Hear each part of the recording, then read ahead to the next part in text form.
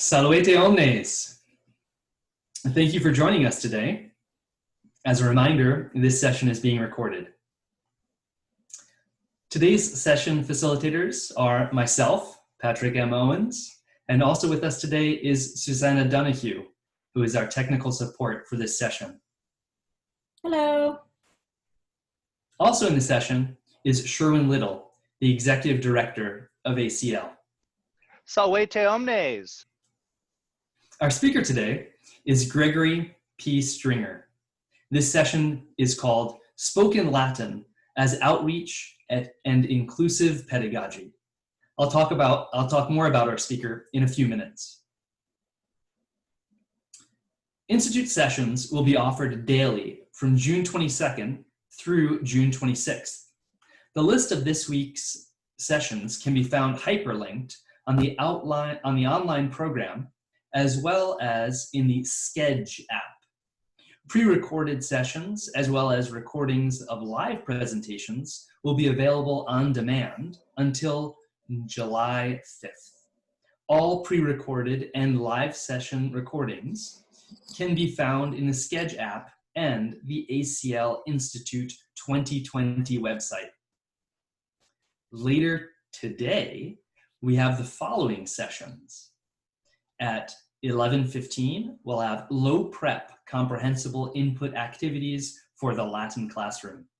At 2 p.m., building racial competence for educators, a 21st century skill. And at 4 p.m., Zoom Tamen, how to set up and play digital kirtamen. Remember, all of these times are Eastern Standard. By participating in this workshop, you are agreeing to abide by the ACL Code of Conduct and the following guidelines. Do not record any audio or video without the express permission. Mute your microphone and video during the presentation unless you are called on by the presenter or presider. Use the hand raise feature in Zoom if you need the attention of the presider or technology assistant, or to ask a question at the end of the session. This can be found at the bottom of the participants box. Please do not send a chat or comment to the presenter during the session. The presider and the tech assistant have the authority to remind participants of these guidelines and to remove a participant from Zoom for not following the guidelines or the ACL Code of Conduct. Today's presenter is Gregory P. Stringer. Gregory holds BAs in History and Classics from Boston University, a master's degree in Medieval History from the University of New Hampshire, and a master's in Latin Pedagogy from the University of Massachusetts, Boston. He teaches Latin at Burlington High School in Massachusetts, and in his immersive classrooms, students listen, speak, read, and write directly in Latin. He has written and presented broadly on Latin pedagogy and Roman and medieval history, and for years, he has led Latin learning programs in Rome for students and teachers. Thank you for being here today. And now I'll turn this session over to Gregory. Good morning. Thank you. Thank you to the ACL for the invite. Thank you, Patrick, for the introduction. I do want to just start by addressing the fact that I personally was rather disappointed by the ACL's original statement on solidarity, and follow-up was much, much better. So I'm glad to see that, but I'm still sort of dissatisfied with some of how it was handled. So I just wanted to get that out of the way. But anyway, I felt that this session was necessary, and so I decided that it was best for everyone to go ahead with it. So just quickly, here are my goals for this presentation. I want to help us face the realities of the current state of the field. I want to try to discuss aligning our methods with our goals. I want to present some of the benefits that I've seen in my own program and other people as well, the benefits of spoken Latin. via some data, including higher enrollment, better retention, greater diversity, also greater volume of reading for the students, higher achievement. And then we're going to have sort of a break. There'll be some questions. And then the second half, I'm going to demonstrate some sort of simple, actionable ways that we can all sort of get started using spoken Latin or Greek for more inclusive practices. And then I'm going to leave you some questions to think about afterwards. So let me first just say that, again, relating to a lot of things that have been going on in our field for quite a while, I do believe that true and meaningful change has to happen from all directions, has to happen from people fighting from the outside, people fighting from the inside, people outside calling organizations and individuals to account, and then also people within organizations standing up for what's right. And it needs to happen both at the systemic and structural level and at the individual classroom pedagogy level. It can't be one or the other, and you're not wrong for putting your energy into one or the other. It's got to be both. Next, I am not personally an expert on diversity or anti-racist pedagogy, but this is something that I highly value, something that's very important to me. Today, I'm going to share my experience and my research, which again, most of this comes from the energy that I've focused on my classroom and my classroom level, but also some of the work that I've done outside of the classroom. I think it's important that we all recognize that our field has largely been constructed around exclusion, around excluding people. And so I think it's important for us to sort of look inside and ask, what are we going to do about that going forward? How are we going to change that? Notate bene, right? This is not meant as judgment. I'm not judging you personally for things that you have done, or even necessarily like specific incidents or things. Rather, I understand that like some of the reasons for this are complex, and how the change looks in different situations is going to be different for different people. My own journey began with how I was excluded, so I'm not here to moralize to you. And I didn't come upon this because of some sort of superior wokeness that I have or something like that. I freely admit that my journey to becoming inclusive started with the way that I had been excluded, which is, as a sort of lower middle class kid from suburban New Hampshire, I didn't have Latin in high school. And when I got to university and became interested in it and started taking Latin, even though I worked hard and got decent grades, I was sort of constantly made to feel both implicitly and explicitly like unwelcome, and that I just like simply wasn't good enough. I wasn't smart enough to be in classics. After that, after undergrad, I moved to Italy, and I learned Italian in an instant. In a matter of months, I was able to pass as an Italian. So I began to understand that maybe I wasn't the problem. Maybe it wasn't that I wasn't smart enough and that I couldn't learn languages, but that the type of language teaching typically offered in undergrad departments is not particularly conducive to acquiring proficiency, at least not for me. And I didn't even fully realize this, sort of still for years afterwards, telling myself, well, Latin and Greek are different, until a meeting with a former professor, actually, Jacqueline Carlin, led me to UMass Boston. And there I started learning about second language acquisition and spoken Latin pedagogy. And from there, I really started to realize, oh, Latin is a language. And there's really not much of a reason that we can't teach it the way that you would teach any other language, and that people can't learn it the way that I had learned Italian. So from there, I got my first job. Quick shout out to Jackie Carlin, who's retiring this year. And she's been so amazing and so supportive of me and so many of my friends and colleagues, that I have to just send her a big old gratias mater lupa, as we call her, because she's been amazing. And I wouldn't be here in front of you, and I wouldn't have the career I have if it weren't for her. So anyway, I just wanted to make sure I said that. But anyway, when I started teaching my own classroom, I quickly saw how that pedagogy could and should be applied to my classroom. Again, my shift, though, wasn't entirely out of some sort of altruistic concern of who had been traditionally excluded by classics. I don't think I truly understood that yet. But rather, after my first year, I was told that my Latin classes were too small, and so that they were going to combine them, and I was forced to teach Spanish, which I am many things. I am not a Spanish teacher. like, I kind of know Spanish because I know Latin and I know Italian. I did take some Spanish in high school, but I'm not a fluent Spanish speaker or native Spanish speaker for that matter. But obviously my department head, who was a Spanish teacher or is a Spanish teacher, she expected me to teach it communicatively.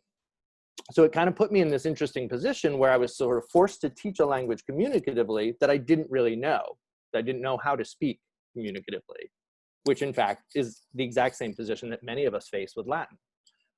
And so even though I wasn't all that grateful at the time, it made me realize how I could apply some of this to Latin. And it also made me realize how important was that I expand my Latin program, because I didn't want to have to be teaching Spanish. Nothing against Spanish, but I felt that the students deserved a Spanish teacher who knew Spanish and wanted to be a Spanish teacher, the same way Latin students or Greek students or whoever. So a lot of my exploration of inclusive pedagogy actually grew out of necessity. And, I'm sort of ashamed of that, but on the other hand, it's like, we all come from different places and we get there on our own timelines. But, now for me, there's no looking back.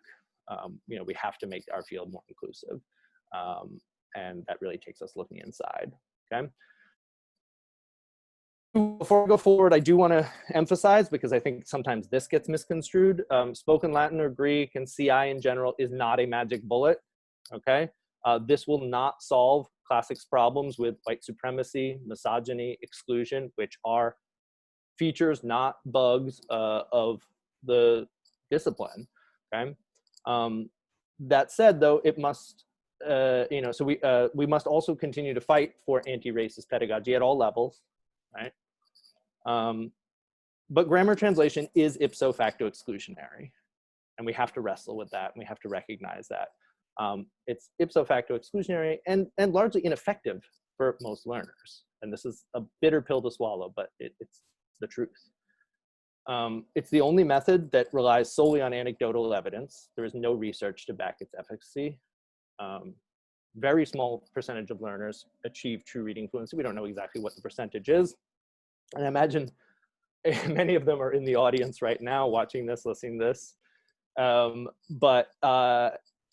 In fact, that distortion in classics that makes us think that it's a larger percentage than it really is.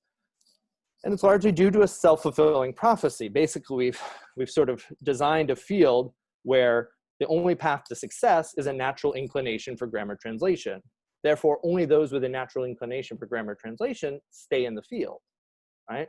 And I was actually I first enjoyed it in Latin 1 and Latin 2, but then sort of increasingly fell behind as it, ramped up and moved too quickly. So again, like I said, it was me learning Italian and realizing that, oh, okay, knowing the grammar and stuff can help, but is only a small part of actually really becoming proficient with a language. We've set up this system where it's weeding people out immediately, and not even because necessarily they can't or don't do grammar. It's just they can't or don't do it on the timeline we've set out for them, which is 1 year or 2 semesters or 2 years of high school. Okay. Blanche McCune did a survey last year of post-secondary programs, and it demonstrates exactly this. By post-secondary, by classics professors' own estimation, right, less than 38% of students are actually even able to translate after the intro sequence, and less than 8% are actually able to read the languages.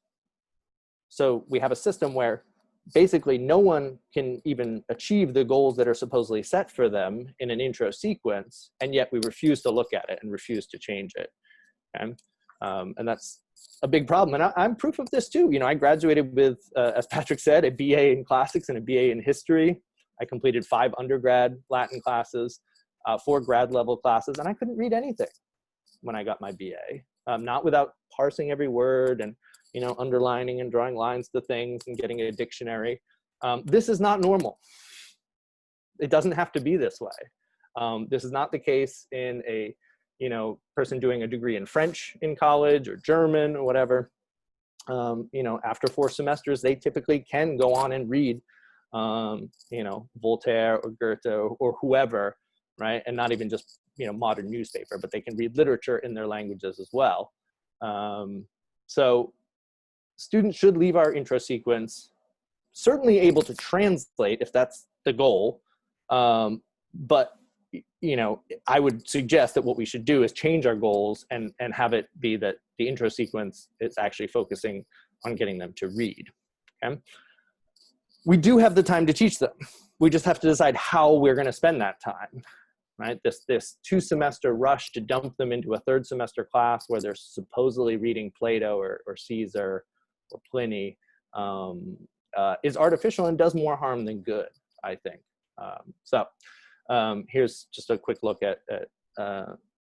McCune's survey. And so, right, this is what self-reported teachers, professors at the secondary level, right, said about what their programs were actually doing for them. And notice that an ability to translate Latin is way, way down there, and an ability to read or communicate is virtually non-existent. So famously, right, Mary Beard has admitted she's unable to read most Latin literature, right? And I'm certainly she's not alone, right? But for some reason in the field, we just continue along as though that's the nature of the beast. And it's just weird, right? We shouldn't have to rely entirely on dictionaries and commentaries to read things. In fact, after about 8 years of concerted effort, I'm at the point where I can read most of the literature without commentaries and dictionaries. But that was through a sort of complete shift in how I went about it. So this is the sort of meme, right? But this is the way I think most Latin teachers at any level, when I approach them with this is their response, is that, well, you just can't do it. One does not simply read Latin. I know that the argument, again, at the secondary level, post-secondary level, sorry, is that like we just don't have time. We barely get through the grammar as it is. But anyone who's actually tried teaching for acquisition, I think will tell you, and my research confirms this, that ultimately it's actually much more efficient, right? Since making the switch, although I've spread the grammar out through the first 3 to 4 years, my students now end up reading twice as much Latin during their career as they did before, right? So now they read about 18,000 lines. When I started and was doing the Cambridge Latin course and grammar translation, they were only reading about 8,000 lines in a career, and actually probably even a little less than that. And now they're reading more than twice that. Okay? And this is all reading done in class. This is not me sending them home and being, I really hope that they read it. It's we're sitting there and reading it in class. Okay. In fact, I almost never assign them to read at home because I want them to be able to do that in class where we can do it together. Okay. And another result of this is now so many more of them make it to the finish line. My retention rates have gone increasingly up. My class sizes have dramatically increased as well. And so now 86% of them stay till Latin 4, well beyond the completion of their requirement, and 65% of them stay till senior year, till Latin 5. So this is compared to 21 or 6% nationwide. Okay? So the second thing about grammar translation as a sort of exclusionary method is that using translation into academic English as the only or the primary means of assessment and instruction is inherently inequitable, especially for students for whom English is not their first language. Okay? Which in my school particularly, right, a lot of those students are students of color. Teaching and assessing in Latin puts students on more equal footing. Everyone's on the sort of same plane, right? We're all starting out together for the most part. Obviously, if your language has a lot of Latin roots versus if your language has no Latin roots, you certainly have some sort of advantage there, but it helps even it out. Okay? Also, using spoken methods alongside written allows students with reading-specific disabilities a new way to access the curriculum, right? An alternate avenue to accessing and an alternate access to demonstrating their abilities, okay? Again, this is not just a feature of grammar translation, right? Our field in general is exclusionary, right? All the Latin and Greek materials out there contain problematic messaging. Okay? Whether you have the best book in the world or the worst book in the world, there's problematic messaging going There's been some great work by Kelly Dugan, Danny Bostic, Tom DiGiulio about a lot of the racist and sexist tropes in books like Cambridge and Athanaste, okay? But grammar translation is not apolitical either, as some have tried to argue to me. A lot of the popular grammar translation books contain plenty of problematic material too. Also the process of selection of what sententiae antiquae we're going to include and which ones we're not, is a political statement, okay? The dictionaries, the commentaries, even Whitaker's and Perseus, the digital tools, right? Again, these are largely programmed based on dictionaries written in the 19th and 20th century. And so they bring along all the problematic material that's in there, right? It's almost entirely written by, elite white men of the past 2 centuries. And so without the input of other people. Now, I'm not saying, again, to be clear, that you are racist if you use these materials. I use these materials. Lots of people use these materials, okay? What I am saying is that we must be vigilant regardless of our methods and regardless of what particular book, right? We have to be on the lookout for like, hey, what message is this material actually sending our students, okay? So thinking about grammar translation and the canon, right? Most Latin and Greek materials are geared towards getting students to translate the canon, the sort of accepted group of texts that this is what you read in a classics program. And the question we should be asking is, first of all, like, even if that is the goal, is retranslating Caesar and Herodotus and Pliny really the best way to get our students to be able to read literature, Greek and Latin literature? Is it even really the best way to teach them how to translate just by grinding and grinding and grinding? Or is this just what we do because this was what was done to us, right? It's also important to think about, like, sure, the canon, I love Virgil and Homer and Ovid and all this stuff as well. But is this the only way to discuss these great lofty topics, right? Of, justice and mercy or the power of an individual? Or can we do that just as well through a wider variety of texts? Again, I'm not saying get rid of the canon. I'm saying let's include other stuff as well. The letters of Heloise, the poems of Francis William, the Latin novellas of Emma Vanderpool. Like, these are great ways that we can still ask the big questions, but also hear other people's voices and what they have to say, okay? So again, we come back to this sort of fundamental question that I want us to ask constantly, which is, are we doing what's best for our students or for us, right? Is it that kids must learn to eat their vegetables? Again, I can even be sympathetic to an argument that kids must eat their vegetables, but are we sure we're giving them the vegetables, right? Are we sure that the canon is the only way to do that?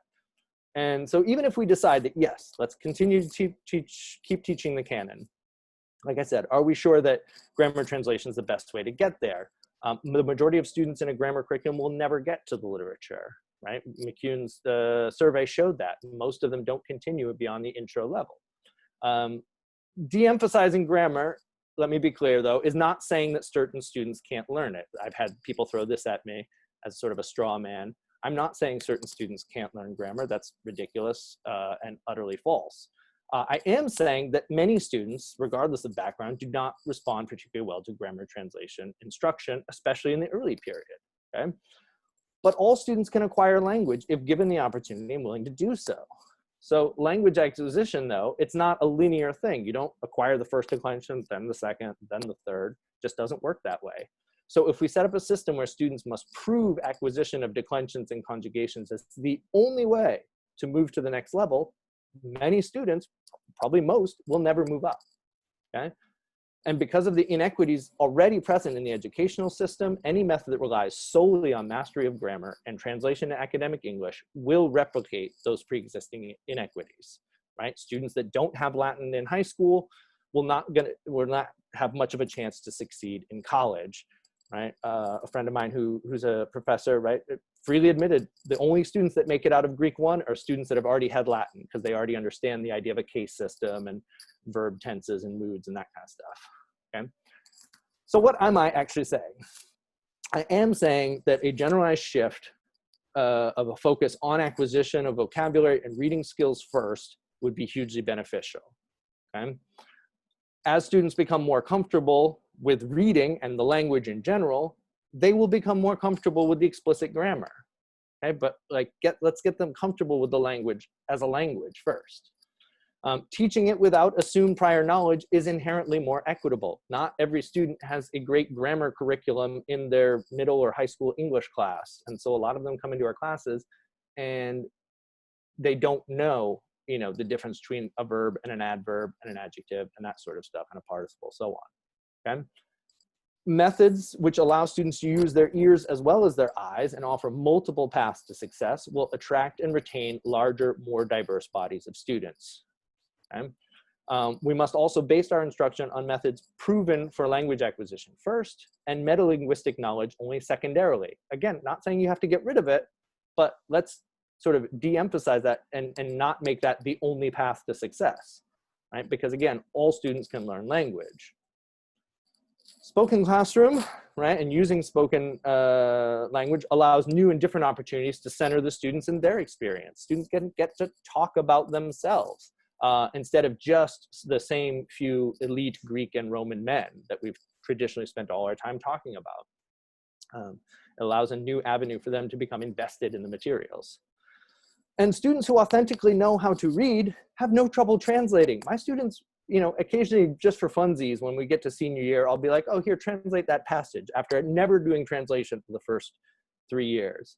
And they have no problem. In fact, they translate much better than the students that I taught 8 years ago, where we spent years, you know, translating every single class or almost every class. So a couple of cautionary notes, right? Not all CI is equitable. There is some messaging out there that like, oh, just because it's CI, that means it's equitable. We know this is not true either, unfortunately, okay? Remember that, you know, spoken Latin and Greek can be used to exclude, right? As we sort of all saw with the Paideia Institute, right? Where it was basically the founders there decided to use it as a method to just another way of showing that they were more elite than the crowd. And, you know, to further their own sort of racist and sexist aims. Also, good language pedagogy does not always mean inclusive classes. It has to be part of a full sort of program of anti-racist strategies, and it can't be an isolated thing. Spoken pedagogy, like I said, can be one more way to sort of exclude and double down on elitism.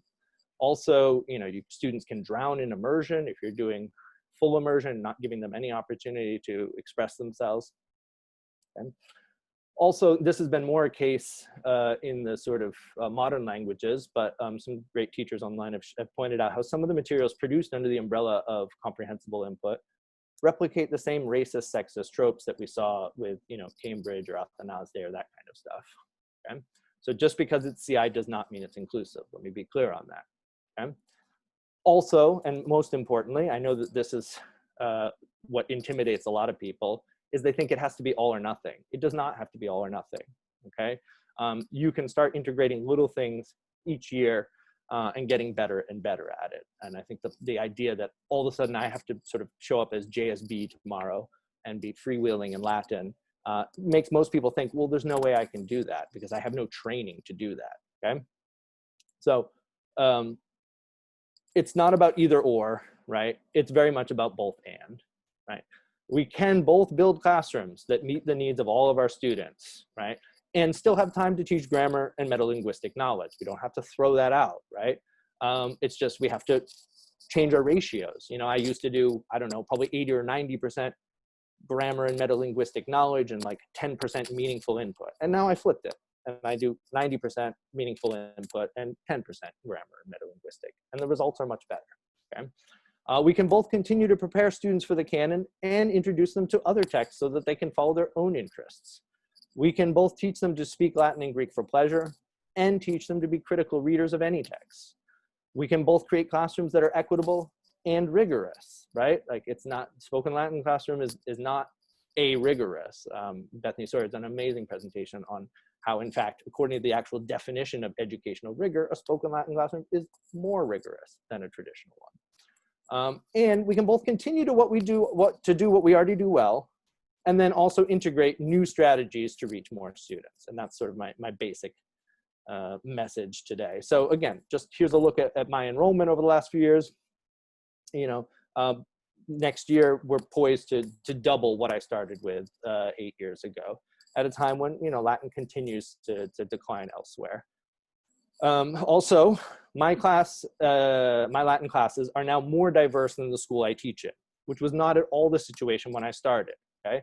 When I started, my classes had 22% students of color versus 28 school-wide, and only a single student with a diagnosed disability. And now my classes are 42% students of color, which is more than the 30% school-wide, and 17% students with disabilities, okay? Because one of the things I did is I went directly to the guidance department and said, stop telling kids they can't take Latin. Anyone can take Latin. Anyone who wants to take Latin should be in my Latin class, because they were telling students, especially students with disabilities, oh no, Latin is hard, you can't do it, right? And we have to stop doing that, okay? In the meantime, you know, my NLE scores are stable, right? My levels 2 through 4 go down a little bit because we're not covering as much of the explicit grammar in those years. And so, you know, those are the things that are on the National Latin exam. They make up a big portion of it, but they haven't gone down that much. They've sort of floated around the same level. And Latin 5 is up and up above, you know, this year they rocked it. So, you know, and they've all stayed within roughly the same sort of range. And then finally, I think more important to me is the ALIRA, which is an actual test of reading. And my students, all of them score at I2 or higher. And on average, they score higher than I4, intermediate 4, which is like upper intermediate, which is exactly where ACFL says that you should be for a 6 through 12 program. And more than 50% of my students over the 3 years that I've done this have earned the seal of biliteracy. So it doesn't mean that you lose anything in the sort of learning part. So what are some crucial takeaways from this first part, just quickly? We must ask ourselves, is what I'm doing working for everyone? We must have this be working both in terms of language pedagogy and critical representation of the ancient world. Spoken language pedagogy will not solve our problems, okay? Especially if we don't investigate other exclusionary practices. If we only offer grammar translation as a one-size-fits-all curriculum, we are making a conscious choice to exclude students who might otherwise succeed, like this guy, okay? It does not have to be all or nothing, but if we're serious about equity, it can no longer be nothing, right? We can't just say, no, we'll just keep doing the same thing, okay? And our own discomfort with spoken Latin or Greek is not a sufficient reason to deny students the benefits that come with a holistic approach to instruction. And so in the second half, I'm going to show you some sort of drop in tomorrow strategies that you can do regardless of your comfort or ability with spoken Latin or Greek, okay? So I guess we're going to pause for a minute or two to take maybe 1 or 2 questions before moving to the second half. That's great. Thank you, Greg. Amy Gautry has been active in our question and answer box. I'll read some of those questions here.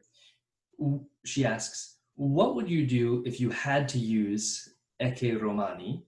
Right now, our school does not have the money to buy Lingua Latina or presumably other resources. Sure, totally. So when I first started, I had the same issue. I was forced to use Cambridge because that's what was there when I got there. But there are a lot of things that you can do. You know, first of all, you can supplement your, you know, you can maybe make photocopy, or nowadays, you know, scan stuff and paste it online. But the other big thing is, and I'm going to talk about this in the second part, is just record yourself if you can't find other recordings or other people have made recordings, sort of reading the stories and using that to get the students listening to the stories. And then in terms of the objectionable content, I suggest check out the work of especially Tom DiGiulio and Danny Bostic, where they show you sort of strategies to approach, you know, there's questionable content in Lingua Latina, right? And my philosophy has generally been to sort of lean into that in the sense that, like, okay, guys, here, look what it's saying right here. How do we feel about that? You know, look who's present, look who's absent. You know, what do we think this is telling us? And use it as an opportunity to start a conversation. Sadly, we're never going to have a perfect instructional material, but so those would be the 2 things I would say to that. Maybe one more. Okay, we'll go to Paige, who asks, how much time do you spend reading in class? I would say usually of the total class time, at least 50% on on a given day or on a given week. You know, we try to make that the sort of number one activity. As again, I'm going to show in the second half, kind of every lesson I have sort of divided into pre-reading, reading, and extension. And then depending on what the reading is, sometimes the reading is actually not a reading. It's a video that we're going to watch by Magister Craft, or it's me storytelling at the board, or something else, right? Or it's a conversation that we're going to have. But I still sort of decide that's the text that we're going to sort of frame things around. But I spend quite a lot of time reading in class. You know, the difference is we read and we talk about it directly in Latin. So. Amy asks, how many years did it take for you to change your numbers and your CI versus grammar translation ratio? So yeah, this is I just finished my 8th year in my school. So that's the result of, you know, about say 6 or 7 years of work. You know, my first year I came in, I just sort of taught the curriculum as it was given to me by the outgoing teacher. And then my second year I started sort of experimenting with some changes. And then my third year was where I really started, okay, the incoming freshman class, I'm going to start doing things differently. So I would say, you know, about 6 years, but, you know, and the results were sort of spread out over those 6 years. And I'm sure there are other factors too. And obviously correlation does not always equal causation. But yeah, so I would say about 6 years. And what was the other part of the question? Sorry. That was basically how long did it take you to get there? So gotcha. Yeah. And you know, as I'm going to talk about, like, I'm still improving, right? So why don't we move on now to the next part? And I think some of this will be, you know, so I'm here to provide just a model. This is one way. This is not the only way. And I don't want people to misunderstand that. I'm not saying you must do things this way or else you're bad. I'm saying this is a model that worked for me, and hopefully you can all take away maybe 1 or 2 things that you're like, oh, I could see myself trying that, okay? I'm constantly revising, improving, reevaluating based on research, feedback from students, feedback from colleagues. As my classes evolve, as the students evolve, as circumstances evolve, obviously we all saw this spring, it was like, oh, okay, some of the things I was used to doing day in and day out are just not gonna work in this model. So how can I still get them compelling content in an online setting, okay? Right, so also, the thing that I do try to make sure it stays at the heart of it, though, is from level 1 through level 5, we're still based on comprehensible oral and written messages that get increasingly complex as they move up. And whenever possible, I try to make those go together. As in, I try to provide either my voice or the students' voices on top of and connected with the text, right? So that students who enjoy using their ears can, students who prefer using their eyes can, right? So it's not, you know, I do some things where we're clearly just listening. I do have them silently read as well. But more often than not, we're doing both together because, again, some students rely more heavily on their eyes and some more on their ears. And I don't want to exclude either type, okay? So like I said, I structure each lesson around 3 phases, pre-reading, reading, and extension, okay? You don't have to be fluent or even really proficient to start. You know, when I first started teaching Latin with the spoken way, I was okay. You know, I had done the Comprehension Bostoniense and a few other things. And I spoke Italian, which was an advantage, certainly, because a lot of the vocab was kind of floating up around there. But when I was forced into teaching a Spanish class, you know, I was not very proficient.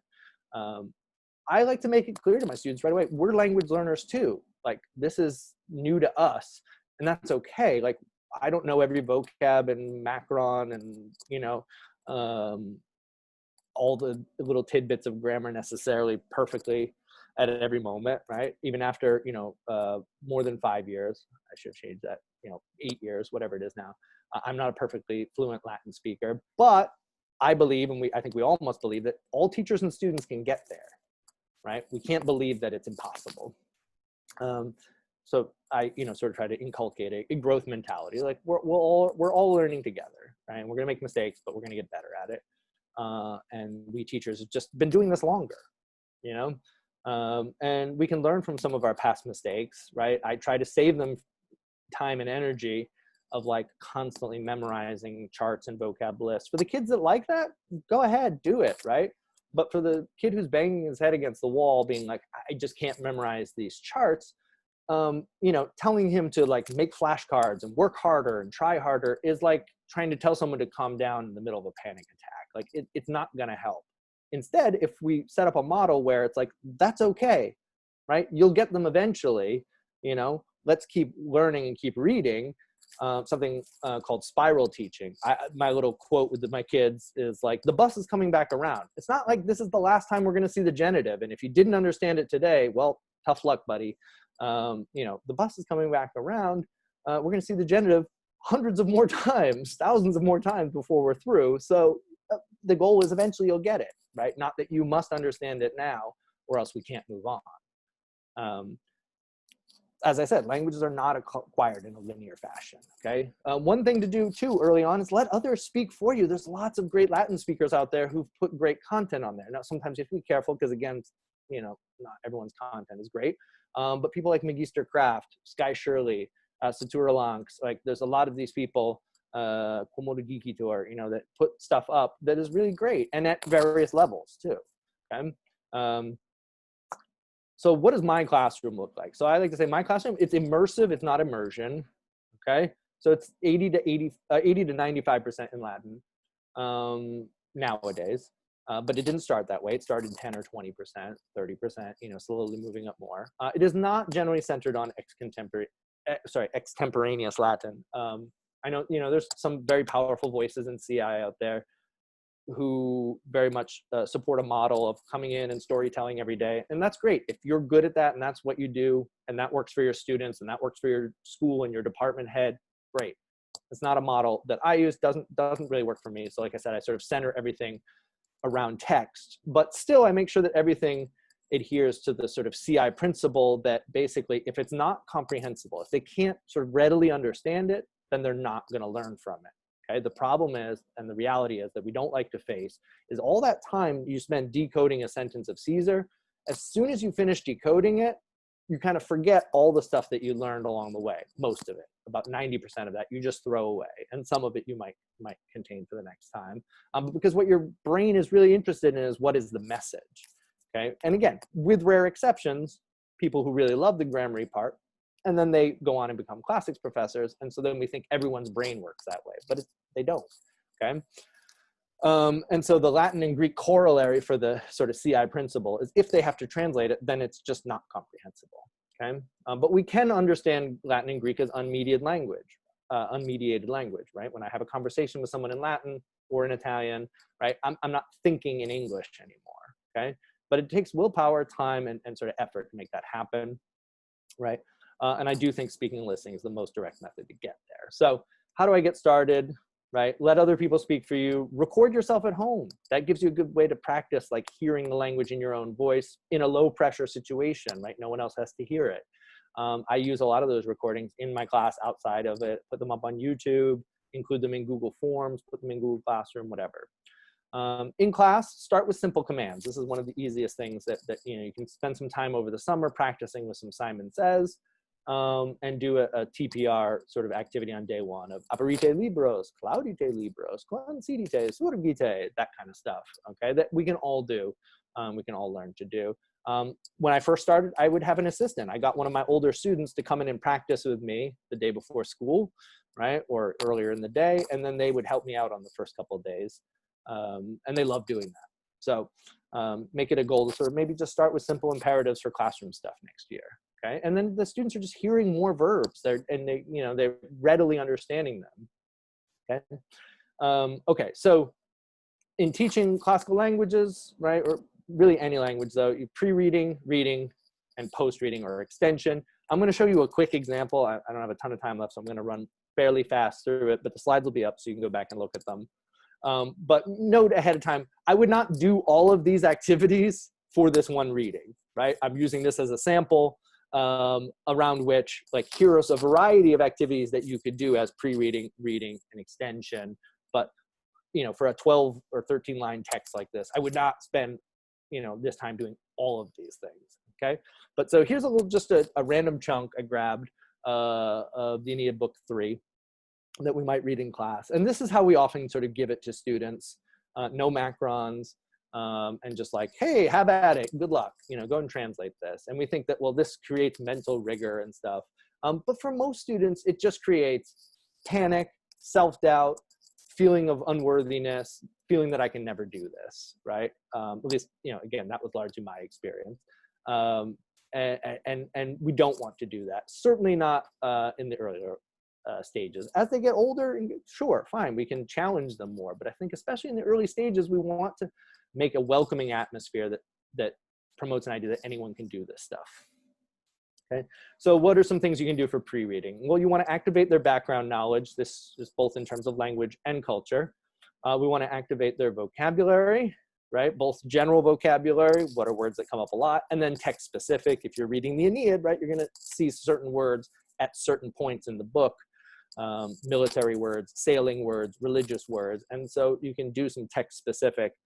Also, especially with a poem, you're going to have certain poetic words that come up a lot in the Aeneid that wouldn't come up in Caesar or Livy or whatever, right? You can also preview some of the grammar stuff. Again, these should be text specific, and you should make them contextualized, right? Again, I'm fine with teaching grammar, but teach it in context. Teach it as it's related to meaningful text, and students will get more out of it, okay? So, by this point, if you're in the middle of Aeneid book 3, presumably you've already done all of the sort of background about the author and stuff. But a lot of this stuff, you can do it in Latin, right? We've been trained that we're supposed to just like, okay, here's Virgil, he lived, whatever. I do all that stuff in Latin now. You can also do, and you should do stuff like genre awareness, which you can do, again, in English or in Latin. There's some comics, the Classics Illustrated, those are good to look at. You can watch excerpts of Troy and Odyssey and point out the things you don't like about it or whatever, but that's a good way to do movie talks. I often do, take the Cyclops scene from the Odyssey and do like a nice little movie talk with that, where I'm just, speaking with what's going on in simple Latin. The kids are watching it and they're hearing it, okay? So, here's an example of a sort of simple biography of Virgil in sort of simple Latin that I just adapted from Wikipedia. So again, like you can do a lot of the culture stuff in Latin. There's no reason you can't. You just make it, level appropriate. Vocabulary is the biggest thing, right? Students need to already know most of the surrounding vocabulary, maybe as high as 98%. That number seems a little high to me, but somewhere between 90 and 98% in order to just be able to pick up new vocab in context, right? So that literally means just like 1 or 2 words a page at most. So there's a lot of work to do to get them up there. I mean, that's very unlikely in classical text, even for us, right? Due to text and genre-specific vocabulary and the fact that students are rushed through the grammar rules instead of spending that time learning a lot of vocab, okay? One way that I've found to do it is through these sort of interactive slideshows. For those of you who experiment a little bit this spring, maybe with Pear Deck, if you want, you can sort of join pd.com and try and sort of play along with us here. I'm just going to see real quick if I can make sure that get that active. So yeah, here we go. So a couple of you maybe are joining. Just enter that code PAKVD, and maybe Patrick can put it in the chat or something so that people can keep trying to join as we go through this. Just jump ahead to that. So you all can see this hopefully right now. So, right, olim rex thraciae amicus et socius primus. Sorry, erat. Cum primus de Troia desperaret, et exitum urbis expectaret. Filium minorum suum Polydorum, cum pecunia ad eam miset. Right, so here I just wrote myself a script. I'm not having to freewheel in Latin, right? Sed rex thraciae propter famam auri filium primi injuste obtruncavit et pecuniam ad se sumpset. Rex thraciae propter famam auri pecunia potitus est. Quid significat potiri? Quid significat potiri? And so then there you could sort of choose your responses and well, look at that. You guys know your Latin vocab, right? Everyone, sumere, sumere, sumere. And you can show this or not, right? Cum Traiani profugi, veritatem de Polydoro cognovissent, celeriter ex illa terra scelerata discedere constituerant. Right? Illa terra scelerata. Est terra ipsa scelerata? Quid putatis? Scribite responsa. Quid putatis? Right? And I can actually see the students writing as they're writing, in real time. And I, again, can choose to put this up on the board or not.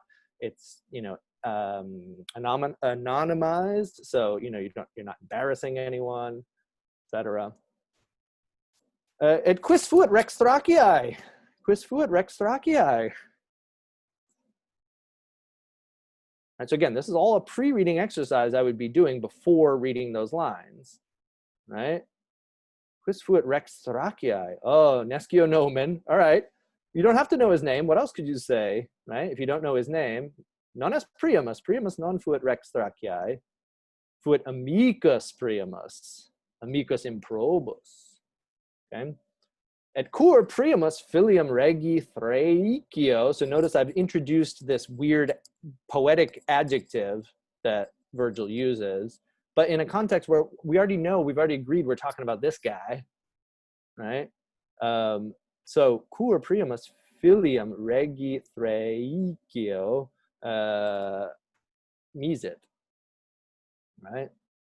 Oh, quia priamus de urbe desperabat, quia amicus priami fuit, right? Priamus non ei pecuniam debebat, right? All right, interesting. So, et quid fecit rex thraciae, cur id fecit, right? Scribite responsum. Oh, rex thraciae, filium necavit, polydorum necavit, pecuniam potitus est, ad se sumsit, right? Okay, and again, you can do the same thing for grammatical structures present in the text. Famum auri, quaesit sententia, right? So, quo casu est auri. So, again, I do teach them explicit grammar. I do it directly in Latin, right? And I teach them the Latin grammatical terms and stuff, because the English terms are basically just anglicized Latin anyway. So I don't see really the point in not doing them in Latin. And it just gets them more practice on sort of hearing and seeing the Latin. So anyway, famum auri, let's see how we did. Ita genitivus, right? He's hungry, or his hunger of gold, okay? And then, tunc Aeneas proceres rogat, quae sententia eorum sit. Cur sit conjunctivus est. Oh, good. You guys know your Latin grammar. Good times. Everyone's feeling good now. Like, yeah. Interrogativus obliquus. Good. And normally I obviously would not move nearly this fast, but we're almost out of time. So I do want to quickly talk about reading strategies. Okay. One of the biggest things is we do have to learn how to read. A lot of us were not taught how to read Latin correctly, how to pronounce it correctly, where the emphasis goes, right? A lot of us, unfortunately, didn't learn the difference between second and third conjugation and what it means when a vowel is long and that kind of stuff. There's a lot of good videos out there on YouTube, et cetera, that can sort of help you along with that. But it makes a huge difference, because my students never have any question whether docere is second or third conjugation. They don't have to memorize it as part of a list. They just hear that it's docere and they know it has to be second, right? And ducere has to be third based on where the ictus is. And when they stop and they ask and they're like, ducit, they're like, and I was like, quod est infinitum, and they say, oh, ducere, and oh, okay, tertia est, right? And they know it immediately. But so we need to insist on good pronunciation from the beginning. Again, you got to make them feel safe and encouraged first. But I'm can be pretty strict with them. That's why this guy was here in the last slide about their reading. Like, I make them read it, and especially chunking. Right? We learn language in chunks, not in individual words or even full sentences. We learn it in chunks. So when they read a sentence, like, I want to hear them say, tunc Aeneas proceres rogat, quae sententia eorum sit, right? Because there's really 3 chunks there. And if they don't do that, I have them read it again and read it again until they'll hear and see that those are chunks, right? Bad reading helps no one. okay? So the number one change that everyone could do starting tomorrow, they could all promise to do this starting tomorrow, is that thing that we did in college where it's like, Billy, read the sentence and then translate. Please don't do that, okay? If you're still gonna do the, we're gonna translate around the room thing, you read the sentence first because you actually know what the sentence says and what it's supposed to sound like. Then have Billy translate, and then you can have them read it back after they know what it says. But having them try to stumble their way through a sentence that they've not encountered before, they have no idea what it says, is just torture for the student and for everyone around them. And it doesn't help anyone learn, right? Instead, if I read it with good intonation, then I have them translate, then they read it back to me, now I'm much more likely to get a great reading out of them, and they're gonna feel good about themselves, not bad, right? Simplified text is a big way to do this. I just want to get through a couple of these before we run out of time. I know we're basically out of time, but you can use these before and after. For the Aeneid especially, there's things like the Orberg, Roma Aeterna chapters. I had a recording for you, but you can go and listen to this on your own of a sort of simplified, and this is what I would do. I play this in class for them so they could see it and hear it, okay? A great strategy, something called black, gray, bold. This is something Sky Shirley developed from embedded reading, where, so embedding reading is you take sort of 3 increasingly complex versions of a text, and they get longer and longer till you get back to the original, basically. What Sky has done is found a way to modify it so that you can keep the whole text on the same page, but allow readers of different levels to access it simultaneously. So here is those same lines, but in black, gray, bold. So the idea is those bold words, that's what you absolutely need to know to understand the passage. The black is like the secondary stuff, and the gray stuff is essentially, you know, excess, right? So if you look at this, right, like hunc polidorum in felix primus mandarat allendum threcio regi, right? And that's the meat of it, right? Then we can add on, if I'm at that level, cum pondere magno auri, with a bunch of gold, right? But you don't need to necessarily know that to, right? To just get the basic thing of what's going on. And he did it, cum kingique urbem obsidione videret, right? Ille fas omnea brumpet, ille, the bad king, right? Polydorm obtruncat et auro putitor, right? And so on and so forth. So this is a way that you can sort of, so that every student can feel like, okay, I've got the basics, now I can move on to the black part, and then I can move on to the gray part, okay? Whereas embedded reading, you would do this. It would be literally taking the words off the page, and then having another version with more words on the page, and then you go back to the final version. Again, those of you familiar with the Orberg version, right? Sort of these margin notes are crucial, and this is how I present my readings. And then to extend afterwards, you can give them comprehension questions. A lot of these, I made them into Google Forms. You can all go try this Google form with an embedded video of me reading afterwards. Have them make a prose summary, you know, make predictions, what's gonna happen next, okay? Storyboard, cartoons. All right, so finally, my conclusions. Spoken Latin can increase enrollment, retention, diversification. Spoken Latin students will read more Latin throughout their time. They'll achieve levels of reading proficiency commensurate with their modern language peers, right? It's more rigorous, more effective, more equitable than traditional grammar translation. Teachers in spoken Latin programs report feeling better about themselves when I did a survey last year. But the SLA research is incomplete. There's not one way to do it. It does require different preparation than most of us had, including myself. If you want to find out more, the Classical Outlook last year published a series of articles by me and Sky and a few other teachers who do this at both the secondary and the post-secondary level, and with some sort of advice on it, okay? And then here's my little call to action, like keep track of your numbers. I've been keeping track since day one because I didn't want to be forced into teaching Spanish of enrollment demographics, ELIRA scores, NLE scores, that kind of stuff. Ask yourselves, what are we doing? Does this work for everyone? If not, what can I do different, okay? And then these are some hard questions to leave you with. So I'll stop there. Sorry if I went a minute over or so, but thank you for coming, and yeah.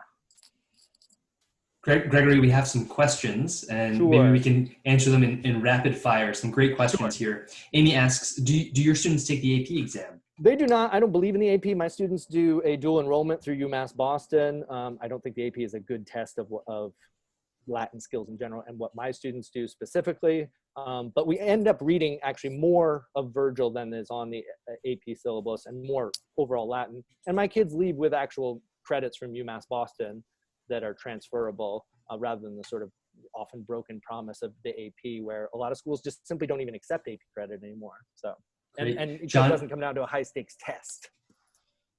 John asks, do you teach English grammar explicitly before teaching Latin grammatical concepts? No. If students have trouble with that, with the English grammar part, I tell them just be patient and not worry about it, or to come and see me after school, whatever. But no, I don't spend any time in class doing that. Philip asks, can you speak briefly to your assessment strategy? Yeah, so I make my tests, quizzes and tests, sort of Latin to Latin vocab, so synonyms, antonyms, that kind of stuff. Instead of translation, again, I have them either, I'll give them a cite passage and I'll have them either write a summary in Latin or answer comprehension questions, sometimes multiple choice, sometimes writing them out. And then sometimes I'll have them, what else? Maybe make a cartoon or a picture of what's going on in the story to sort of demonstrate their knowledge that way.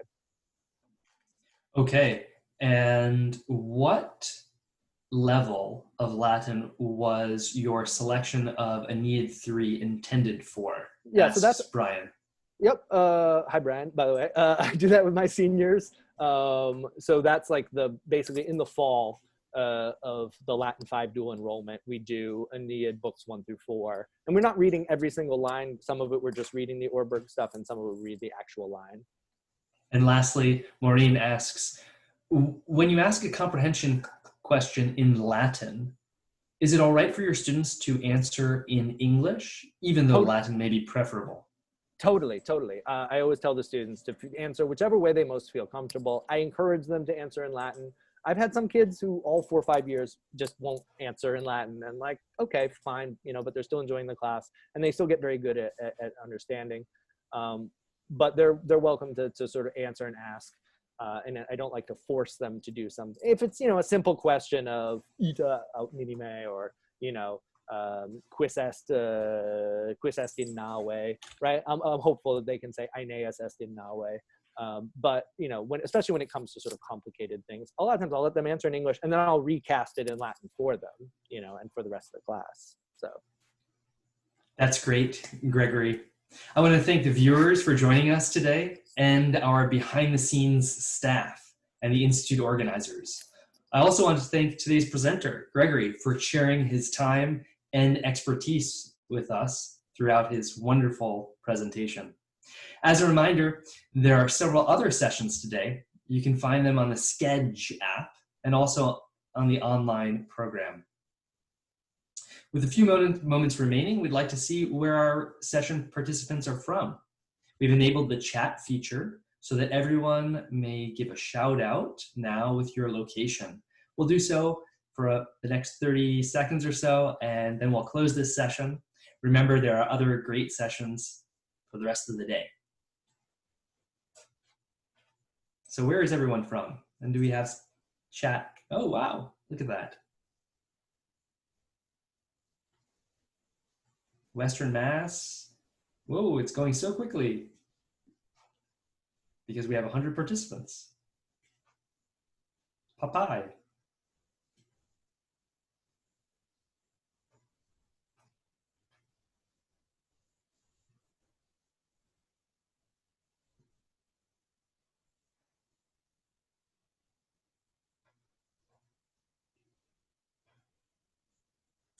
Wow, we are covering most of the US.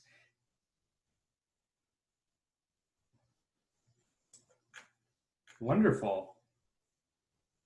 Gregory, you've really brought people together from all over the country, and without a doubt, there are participants from abroad as well. What a thrill. Thank you again, Gregory, and thank you to all of our participants. Thank you again to everyone. Thank you for coming. And valete omnes.